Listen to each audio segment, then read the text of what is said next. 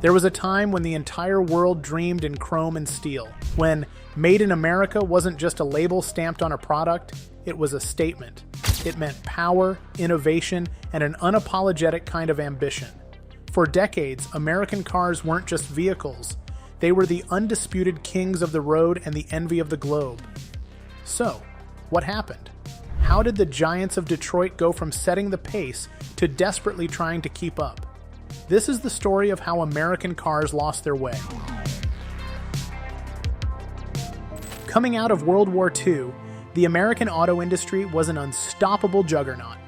After the war, passenger car production ramped up, and by 1950, the US was building roughly 3/4 of all the cars in the world. The Big Three, General Motors, Ford, and Chrysler, weren't just companies, they were cultural institutions that literally powered the nation's economy. American cars became the ultimate symbols of freedom and prosperity, designed with the rock-solid assumption that gas would always be cheap and the highways would always be open. This confidence led to decades of building bigger, more powerful, and most importantly, more profitable vehicles. It was a golden age for sure, but this singular focus on huge, gas-guzzling cars was a dangerous bet on the future. But even at the height of this success, critical flaws were starting to show. Detroit's management had become stuck in its ways, locked into rigid and outdated production models. These systems, originally designed to minimize the impact of labor strikes, had the unintended side effect of crushing flexibility and slowing innovation to a crawl. Want to implement a new technology or react to a change in the market? It was an incredibly slow and expensive process. This inflexibility was paired with a culture of arrogance. Focused on the fat profit margins of their land yachts, executives mostly ignored investments in things like fuel efficiency and quality control. When the first wave of smaller, more efficient foreign cars like the Volkswagen Beetle started showing up, Detroit just shrugged them off, confident that Americans would always choose size and power. But the ground was shifting. While the US wouldn't become a net importer of cars until the late 1970s, the surge of imports by the late 1960s was a clear warning shot that nobody seemed to hear. In October 1973, that warning shot became an earthquake. The OPEC oil embargo hit, and gas prices didn't just rise, they skyrocketed. Gas stations ran dry, and panic set in. All of a sudden, the American car's greatest strength, its sheer size and power, became its most crippling weakness. The crisis exposed Detroit's short-sightedness in spectacular fashion. Japanese automakers like Toyota and Honda were perfectly positioned for this moment. For years, they had been mastering the art of building small, reliable, and incredibly fuel-efficient cars.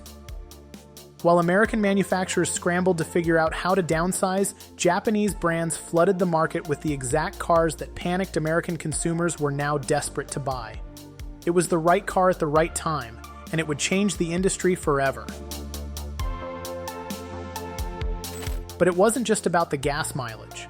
Japanese automakers had also built up a stellar reputation for quality and reliability. While American companies were fighting a growing public perception of shoddy workmanship, the phrase "made in Japan" was quickly becoming a seal of dependability. This created a devastating 1-2 punch. The foreign cars weren't just cheaper to run. People believed they were fundamentally better cars.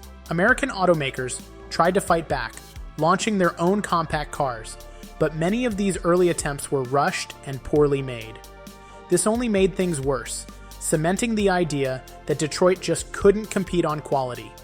The market share of the Big Three, which had been near total dominance in the 1960s, began to crumble, falling to around 75% by the early 1980s.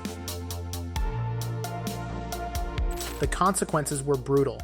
The 1970s and 80s turned into a painful cycle of recessions, massive layoffs, and factory closures that crippled manufacturing cities like Detroit.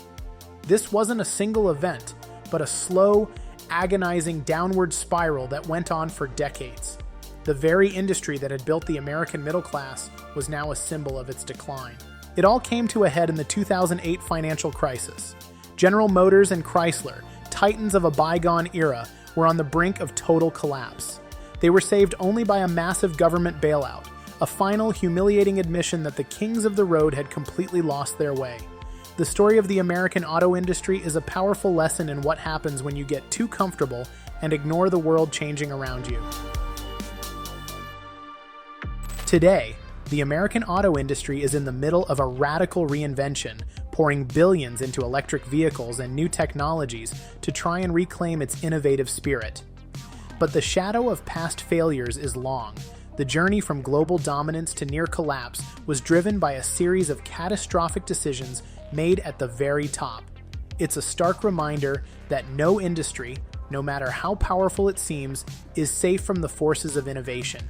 The giants of Detroit had to learn that lesson the hard way.